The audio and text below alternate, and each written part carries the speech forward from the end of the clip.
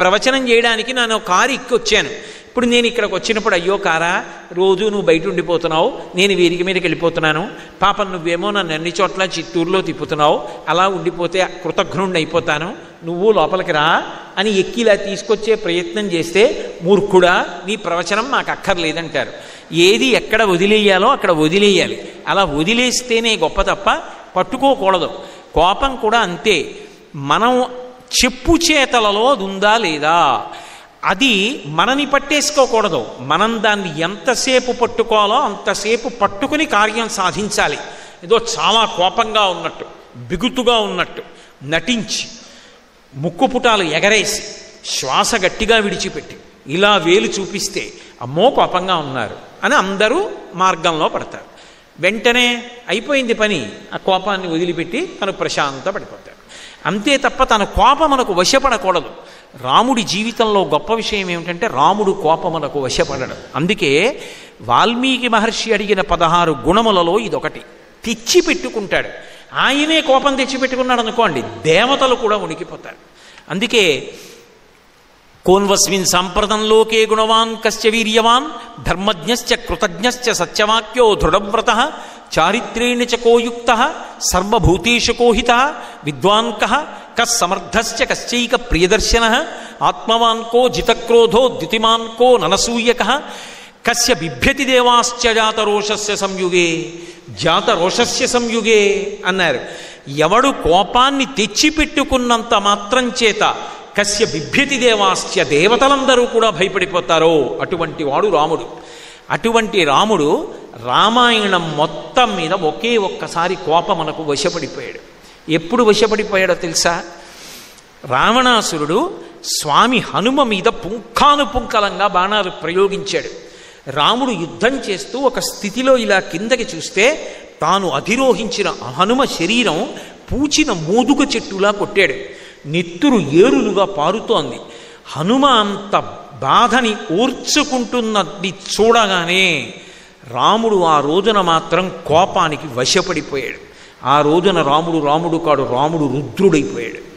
అంత క్రోధాన్ని పొందాడు. అంటే రాముడికి కూడా అంత కోపం వచ్చేటట్టు చెయ్యగలిగినంత సేవాధురీణుడెవరు అంటే స్వామి హనుమ ఒక్కరే.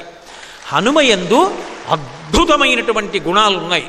అందుకే హనుమద్వాహనం అంత ప్రఖ్యాతి వహించింది. ఆయన అంత శరీర వేగం ఉన్నవాడు లోకంలో లేడు. ఆయన అంత ధైర్యం ఉన్న మనస్సున్నవాడు లోకంలో లేడు. అసలు మన మనసుకి ఎక్కడికి పడితే అక్కడికి వెళ్ళిపోయేటటువంటి లక్షణం ఉంది. పూజ చేసుకుందామని కూర్చున్నాను అనుకోండి, ఎక్కడికో పోతుంది నా మనసు. రేపు ప్రయాణం మొదలు పెట్టాలి కదా, ఎన్ని గంటలకు బయలుదేరితే బాగుంటుంది, ఎన్ని గంటలకి నేను ప్రయాణం చెయ్యవలసినటువంటి ప్రదేశానికి చేరుకోవాలి, ఏవో రకరకాల ఆలోచనలు. ఇక్కడ పూజ అయిపోతూ ఉంటుంది. ఇక్కడ అవయవాల్ని యాంత్రీకరించి తాను ఎక్కడికో పోతూ ఉంటుంది మనసు. ఆయన మనసు ఎంత వేగంగా వెడుతుందో అంత వేగంగా ఆయన శరీరం వెడుతుంది. మన అదృష్టం ఏంటంటే మన శరీరానికి ఆ వేగం లేదు. అందుకని కనీసం మనసు వేగం మనిషి కూర్చున్నాడు. మనిషికి కూడా ఆ వేగం వచ్చిందనుకోండి, ఇంకెవడైనా తట్టుకోగలడు అసలు అనుభవించే భోగాలకి? ఆ వేగం లేదు మనకి. కానీ హనుమకున్న గొప్పతనం ఏమిటో తెలుసా? ఆయన వేగం అలా ఉంటుంది, ఆయన మనసుకున్న జవం అలా ఉంటుంది. అంత ధైర్యశాలి. అసలు ఆయన మొక్కవోడు, అంత ధైర్యంతో ఉంటాడు. అందుకే వాల్మీకి మహర్షి రామాయణ రచనలో ఒక అద్భుతాన్ని సృష్టించారు. కిష్కింధకాండ పూర్తి చేస్తూ ఒక శ్లోకాన్ని రచించారు. రావణాసురుని చేత బంధీకృతయ్యి సీతమ్మ ఉన్నది అన్న మాట సంపాతి చెప్పాడు. ఎక్కడ ఉన్నది? కాంచనలంక. 100 యోజనముల లవణ సముద్రాన్ని దాటి ఆవలి ఒడ్డుకు వెడితే, ఉత్తర తీరానికి వెడితే, అక్కడ అశోకవనం కింద, అశోకవనంలో శిశుపావృక్షం కింద సీతమ్మ నాకు కనపడుతోంది. ఎందుకని? సంపాతి ఆ వైనతేయుడు, వినతాసుతుల యొక్క వంశంలో వచ్చినటువంటి వాడు. అందుకే ఆయనకి కూడా గరుత్మంతుడు వాళ్ళలాగే దూరదృష్టి. ఎక్కడో కూర్చుని, ఎక్కడో సముద్రానికి ఆవలి వైపు కాంచనలంకలో ఉన్నటువంటి అశోకవనంలో శిశుపావృక్షం కింద కూర్చున్నటువంటి సీతమ్మ దర్శనం చేసి అక్కడుంది సీతమ్మని చెప్పాడు. ఆయన చెప్పింది నిజమని గుర్తేమిటి? కాలిపోయిన రెక్కలు మళ్ళీ వచ్చాయి. రామకార్యం మీద పెడుతున్న వాడికి మాట సాయం చేసినా కాలిపోయిన రెక్కలు వచ్చాయి. ఇది రామకథా బలం. కాబట్టి అటువంటి సంపాతికి రెక్కలు వచ్చాయి. ఇప్పుడు బయలుదేరి వెళ్ళాలి. కానీ అక్కడ ఉన్నవాడు సామాన్యుడు కాడు, అరివీర భయంకరుడు. దేవేంద్రుడంతటి వాడు హడిలిపోతాడు. నైనం సూర్య ప్రతిపతి వార్ష్వేవాతిన మారుత చలోర్మిమాలీతం దృష్ట్వా సముద్రోపి నకంపతే అంటారు బాలకాండలో దేవతలు రావణాసురుడి గురించి చెప్తూ. రావణాసురుడు అలా బయటికి వస్తే, అది గ్రీష్మ ఋతువు అనుకోండి, సూర్యుడు బాగా ప్రకాశించాలి, అపారమైన వేడిని విడిచిపెట్టాలి. మధ్యాహ్నం 12 గంటల వేళ రావణాసురుడు అలా అంతఃపుర గమాక్షంలోకి వచ్చాడనుకోండి, వెంటనే సూర్యుడు తన తేజస్సునంతటినీ ఉపసంహారం చేసి వెనక్కి వెళ్ళిపోతాడు. అంత భయం. సముద్రం దగ్గరికి వచ్చి నించున్నాడు అనుకోండి, సముద్రంలో తరంగాలు రావు. తరంగాలు ఆపేసి ఒక నదిలా సముద్రం తరంగాలు లేకుండా అయిపోతుంది. ఉత్తరాఖండలో ఒక అద్భుతమైనటువంటి విషయాన్ని చెప్పారు. అసలు లోకం అంతా ఎవరికి భయపడుతుందంటే యమధర్మరాజు గారి పేరు చెప్తే భయపడుతుంది. రావణాసురుడికి భయపడి దేవతలందరూ సమావేశం పెట్టుకున్నారు, ముఖ్యులు దిక్పాలులు. పెట్టుకున్నప్పుడు అనుకోకుండా రావణాసురుడు అక్కడికి వచ్చాడు. అయ్యబాబోయ్ వీడు వచ్చేశాడని అక్కడ ఉన్న వాళ్ళందరూ తలో శరీరంలోకి దూరి పారిపోయారు కనపడకుండా. పాపం యమధర్మరాజు గారికి ఏది దొరకల, అలాగే నించున్నాడు. వచ్చేశాడు రావణాసురుడు. అమ్మో వీడు నన్ను చూసేసేస్తాడేమో, నన్ను చంపేస్తాడని ఎవరు? లోకములను భయపెట్టగలిగిన యముడు భయపడ్డాడు. భయపడి అటు ఇటు చూశాడు. చెట్టు మీద కాకి కనపడింది. కాకి కాకి నీలో దూరుతాను, నన్ను తప్పించు రావణాసురుడి నుంచని సూక్ష్మ శరీరం పొంది కాకిలో దూరాడు. కాకి ఎగిరి వెళ్ళిపోయింది దూరంగా. రావణాసురుని చెడ నుంచి నన్ను విముక్తి చేశావు, నీకు నేను ఒక గొప్ప వరం ఇస్తున్నాను, నీకు రోగాలు రావు. అందుకే కాకి ఇలా తీసి పడేసింది తినేస్తుంది, మిరపకాయలు తినేస్తుంది, ఇంగిళ్ళు తినేస్తుంది. బహుశా మున్సిపాలిటీ వాళ్ళకి దానంత ఉపకారం చేసే ప్రాణి ఇంకొకటి ఉండదు. సగం పరిశుభ్రత అదే చేసేస్తుంది రహదారులవిని. అటువంటి కాకి ఏది తిన్నా దానికి అనారోగ్యం ఉండదు. కాకి ఆయుర్దాయం ఎంత అని ఓ కాకిని చూపించి అడిగారు అనుకోండి, ఎవడూ చెప్పలేడు. అంత బలంగా ఉంటుంది. సాధారణంగా బలవన్మరణం తప్ప, ఏ విద్యుద్ఘాతానికో మరణించాలి తప్ప సహజంగా వృద్ధురాలైపోయి కాకి చచ్చిపోయిందని చెప్పడం ఎవరికీ సాధ్యం కాదు. కాబట్టి నిన్ను రోగం ఏమీ చెయ్యదు. పైగా నీకు ఒక గొప్ప వరం ఇస్తున్నాను, నువ్వు ముట్టుకుంటే పితృదేవతలు తిన్నట్టే. అందుకే ఇప్పటికీ తద్దినం పెట్టినప్పుడు పిడచ కాకి ముట్టుకుందా లేదా అని కాకి వచ్చింది అమ్మయ్య అంటారు. అది ఎవరిచ్చిన వరం అంటే, ఒకప్పుడు యమధర్మరాజు గారు రావణాసురుణ్ణి చూసి భయపడి కాకి ఇచ్చినటువంటి వరం. అంటే రావణాసురుని యొక్క బలపరాక్రమములు ఎటువంటివో ఆలోచించండి. వాడి దృష్టి పడితే చాలు హడిలిపోతారు అందరూ. నిద్రపోతున్నప్పుడు ఆయన చెయ్యి ఇలా చాపి పడుకుంటే వాల్మీకి మహర్షి అంతటి వారు ఆ చేతిని ఏమని వర్ణించారంటే పంచశీర్షా విహోరగౌ అన్నారు. 5 తలలు కలిగినటువంటి పాము ఒకటి పాన్పు మీద ఇలా పడుకుంటే ఎవరైనా ధైర్యం చేస్తారా దగ్గరికి వెళ్ళడానికి? అది 5 తలల పాము. పాము ఎలా ఉంటుందో ఆయన చెయ్యి అలా ఉంటుంది. మాషరాశ ప్రతీకాశం నిశ్వసంతం భుజంగవత్ గాంగే మహతితోయాంతే ప్రసుప్తం ఇవ కుంజరం అని సుందరకాండలో వర్ణిస్తారు. ఏనుగు గంగానదిలో స్నానం చేసి వచ్చి పడుకుంటే ఎలా ఉంటుందో, నల్లటి మినుముల పోగు తీసుకొచ్చి పోస్తే ఎలా ఉంటుందో, రావణ బ్రహ్మ అలా ఉంటాడు. 10 తలకాయలతో విరాజిల్లుతూ ఉంటాడు. అంత భయపెడతాడు. దేవతలు కూడా హడిలిపోతారు. 100 యోజనముల లవణ సముద్రాన్ని దాటితే ఎక్కడో కాంచనలంక.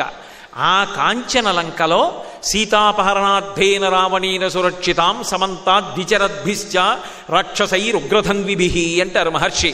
ఎప్పుడు ధనస్సులకి వింటినారి తొడిగి బాణాల్ని ఇలా పట్టుకుని తిరుగుతుంటారట. ఏమో ఎవరొస్తారో సీతమ్మ తల్లి జాడ కనిపెట్టడానికని రాక్షసులు ఎప్పుడూ విచ్చుకత్తులు పట్టుకు తిరుగుతూ ఉంటారు. రావణుడు తన బలం మధ్యలో ఉన్నాడు, విడుతున్నవాడు తానొక్కడు విడుతున్నాడు. రావణుడి యొక్క ప్రీతి అంతా సీతమ్మ మీద ఉంది. ఆఖరికి ఆవిడ్ని ఒక పురుష రాక్షసుడు చూడ్డాన్ని కూడా ఆయన అంగీకరించాడు. అందుకే చుట్టూ స్త్రీలని కాపు పెట్టాడు. అంతటి విపరీతమైనటువంటి కామోద్రేకం కలిగినటువంటి వాడు, అంతటి ఉన్మాదమైన బుద్ధి ఉన్నవాడు. అటువంటి లంకకి వెడుతున్నవాడు ఒక్కడే. సాధారణంగా అటువంటి ప్రయత్నం మీద ఎవడైనా వెళ్ళాలి అంటే అసలు ఆ ప్రయత్నాన్ని చెయ్యడెవ్వడు. అమ్మో అక్కడ రావణాసురుడు ఉన్నాడు, మాకెందుకు వచ్చిన గొడవ అని ధైర్యం చెయ్యరు. పైగా 100 యోజనముల లవణ సముద్రాన్ని దాటగలిగిన మొనగాడెవరు అని అడిగితే అంగదుడంతటి వాడు 100 యోజనాల్ని దాటి వెళ్ళగలనేమో, తిరిగి రాగలనని నమ్మకం లేదన్నాడు. జాంబవంతుడంతటి వాడు ఒకప్పుడు వామనమూర్తి పెరిగి పెద్దవాడై 3 లోకములను కొలిచేస్తే ఇంతంతైవటుడింతయై మరియుతానింతై అభోవీధిపై అంతైతో యదమండలగ్రమణ కల్లంతై ప్రభారాశిపై అంతై చంద్రునకంతయై ధ్రువునిపై అంతై మహర్వాటిపై అంతై సత్యపదోన్నతుండగచు బ్రహ్మాండాంత సంవర్ధి అని పెరిగిపోతే 21 మార్లు ప్రదక్షిణం చేశా. కానీ ఇప్పుడు ఓపిక లేదు, మోకాళ్ళు నొప్పి, ఎగరలేని 100 యోజనాలు. హనుమాను ఒక్కడివే ఎగరగలవని శాప విమోచనం అయ్యేటట్టుగా స్తోత్రం చేస్తే ఆయన ఒక్కడే ఎగరడానికి సిద్ధపడ్డారు. ఆ మహేంద్రగిరి శిఖరముల మీద నిలబడినటువంటి హనుమ గురించి కిష్కింధకాండ పరిసమాప్తం చేస్తూ వాల్మీకి మహర్షి రామాయణంలో ఒక మాట చెప్తారు. సవేగవాన్ వేగ సమాహితాత్మ హరిప్రవీర పరవీరహంత మనస్సమాధాయ మహానుభావు జగామలంకాం మనసా. వెడుతున్నటువంటిది అంత భయంకరమైన కాంచనలంక. కానీ అసలు బయలుదేరడానికి సిద్ధపడినటువంటి హనుమ ఉన్నారే, ఆయన మాత్రం వెళ్ళడానికి ముందే జగామలంకాం మనసా మనస్వి, ఎంత ఉత్సాహంతో ఉంటారంటే ఆయన శరీరంతో వెళ్ళడం ఇంకా ఆలస్యం, మనసుతో మాత్రం వెళ్ళిపోయారు. అసలు ఆ ఉత్సాహం లేనివాడు జీవితంలో ఏ కార్యాన్ని సాధించలేడు. ఒక సభకి వెడుతున్నాం, పరమోత్సాహంగా వెళ్ళాలి. ఈ పని చేయడానికి వెడుతున్నాం, పరమోత్సాహంగా వెళ్ళాలి. పూజ చేసుకోవడానికి వెడుతున్నాం, పరమోత్సాహంగా పూజకి వెళ్ళాలి. ఉత్సాహం లేకుండా నీరు కారిపోతూ ఏ పని చెయ్యాలన్నా అబ్బా ఇది చెయ్యాలా అని ఏడుస్తూ వెళ్ళిన వాడు అసలు కార్యమునందు నిలబడలేడు, వాడు బరువు కార్యానికి. అదే హనుమైతే సవేగవాన్ వేగ సమాహితాత్మా హరిప్రవీర పరవీరహంత. ఎటువంటి బలం అంటే ఆయనది సామాన్యమైన బలం కాదు. రావణాసురుడితో కలిపి లంకాపట్టణంలో ఉన్నటువంటి సమస్తమైన రాక్షసుల్ని మర్దించి పడగొట్టగలిగినటువంటి బలం ఒక్క హనుమకే ఉన్నది. ఆయన ఒక్కడే రావణుణ్ణి కూడా చంపగలడు, అంతటి తేజోమూర్తి. ఆయన బలం అంతా ఇంతా కాదు. అందుకే అమ్మవారి చూడామణిని చేత్తో పట్టుకున్న తర్వాత ఆ గడప మీద కూర్చుని, తోరణం మీద కూర్చుని జయమంత్రం చెప్తారు. జయిచ్యతి బలో రామో లక్ష్మణశ్చ మహాబల రాజాయ జయితి సుగ్రీవో రాఘవేణాభిపాలిత దాసోహం కోసలేంద్రస్య రామస్య క్లిష్టకర్మణ హనుమాన్ శత్రుసైన్యానాం నిహంతా మరుతత్మజ న రావణ సహస్రం మే యుద్ధే ప్రతిఫలం భవేత్ శిలాభిస్తు ప్రహరత పాదపైశ్చ సహస్రశః అర్దయిత్వా పురీం లంకాం అభివజ్య చ మైథిలీం సమృద్ధార్థో గమిష్యామి విశతాం సర్వరక్షసాం అంటారు. నేను ఎలా వచ్చానో అలా సీతమ్మ దర్శనం చేసుకుని మళ్ళీ వెళ్ళిపోతాను. నాకు ఆయుధాలు అక్కర్లేదు, నా గోళ్లతో గుండెలు చీల్చి చంపుతాను, పాదముల కింద పెట్టి మర్దించి చంపుతాను, మోచేతులతో పొడిచి చంపేస్తాను, నా యొక్క బాహుబలంతో చంపుతాను, నా శరీరం కింద పెట్టి నలిపేస్తాను. ఎంతమందిని చంపుతాను అంటే నరావణ సహస్రం మే యుద్ధే ప్రతిఫలం భవేత్. ఒక్క రావణుడు కాదు, 1000 మంది రాక్షసులు కట్టకట్టుకుని వచ్చి నా ముందు నిలబడిన తలలు గిల్లేస్తాను. నా ముందు నిలబడగలిగిన వాడు లేడు. అంతటి బలపరాక్రమములు కలిగిన వాడైనటువంటి హనుమ, ఆయన తేజస్సు అనితర సాధ్యం. అందుకే మహర్షి హనుమ యొక్క యుద్ధం గురించి చెప్తూ ఒక మాట అంటారు. హతైర్నాగైశ్చ తురగై భగ్నాక్షైశ్చ మహోరథై హతైశ్చ రాక్షసైర్భూమి రుద్ధమార్గా సమంతత అంటారు. హనుమ 10 నిమిషాలు యుద్ధం చేశారనుకోండి, కొన్ని వేల ఏనుగులు చచ్చిపోతాయి, కొన్ని వేల గుర్రాలు పోతాయి, లక్షల సైన్యం పడిపోతుంది. పావుగంట యుద్ధం చేస్తే 80,000 మంది కింకరుల మూకని, 7 సేనాగ్రనాయకుల్ని, 7 మంత్రిసుతుల్ని విరూపాక్ష యూపాక్షౌ దుర్ధరం చైవనాయకం ప్రఘసం భాసకర్ణంచ పంచసేన అగ్రనాయకం అని విరూపాక్ష యూపాక్ష దుర్ధర ప్రఘస భాసకర్ణులనేటటువంటి 5 కొన్ని లక్షల సైన్యాన్ని, చైత్య ప్రాసాదాన్ని, అశోకవనాన్ని కేవలం హనుమ ఒక్కరే భంజించేశారు అంటే అసలు ఆయన యొక్క బలపరాక్రమముల గురించి చెప్పడం ఎవరికీ సాధ్యం కాదు. అంతటి గొప్ప బలపరాక్రమములు ఉన్నటువంటి వ్యక్తి. ఎంత బలపరాక్రమాలున్నాయి అంటే అన్నీ ఉండి కూడా జీవితం మొత్తం మీద నా కోసం ఈ బలాన్ని ఉపయోగించుకుంటానని ఆయన ఉపయోగించుకున్నటువంటి సంఘటన ఒక్కటి లేదు. చిరంజీవి. చిరంజీవి ఇప్పటికీ ఉన్నారు. ఇప్పటికీ ఉన్న హనుమ తన పేరు చెప్తే రారు. రామకథాలోలుడు. ఎక్కడ రామాయణం చెప్పినా రామనామం చెప్పినా స్వామి హనుమ వస్తారు. ఇప్పటికీ లోకంలో ఒక ఆచారం ఉంది. రామాయణం చెప్పినా సుందరకాండ చెప్పినా రామకథ చెప్పినా పక్కన వేరే ఆసనం వేసి పద్మపీఠం కింద పీఠం వేసి పాదపీఠం కాసిని పువ్వులు వేసి ఉంచుతారు.